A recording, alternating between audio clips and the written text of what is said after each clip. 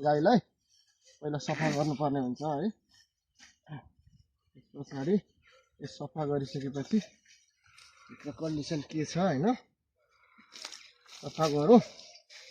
अन्त यस्तो छ अवस्था है। ल सर अब बाछाको कन्डिसन हामी हेर्नेछौँ। यस्तो छ साथीहरू हैन हाम्रो अलिकति टाउकाको समस्या रहेछ हौ। अब बिस्तारै यसको टाउको मिलाएर निकालिदिनु पर्ने हुन्छ। कहाँ गएको छ टाउको। अब यो चाहिँ के छ भने नि प्रेम सर खुट्टा आए हैन तर टाउकाको पोजिसन यसरी निस्किनु पर्ने जुन थियो नि त्यो त यस्तो भइदिएछ। त्यो कारणले गर्दाखेरि टाउको सिधा नभएको कारणले गर्दाखेरि बच्चा आउन सकेन है। पहिला बेते गाई गाह्रो भएको रहेछ बिहानैदेखि है। बिहान अब हामी चाहिँ यसलाई म टाउको मिलाइदिन्छु हैन। त्यस पछाडि चाहिँ बच्चा हामी निकाल्नेछौँ।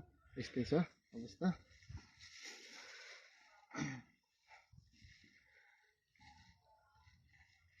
सोझेर अब यसको खुट्टा ठ्याक्क सिधा बनाउने हैन। अब यसरी ठ्याक्क खुट्टा दुईटा यो कन्डिसनमा ल्याएर अब टाउको सोझिएपछि अब निस्किन्छ। अब निस्किन्छ नि त। अब यसरी बच्चा निस्किन्छ है। अब यसलाई चाहिँ हामी यसरी निकाल्छौँ बच्चा।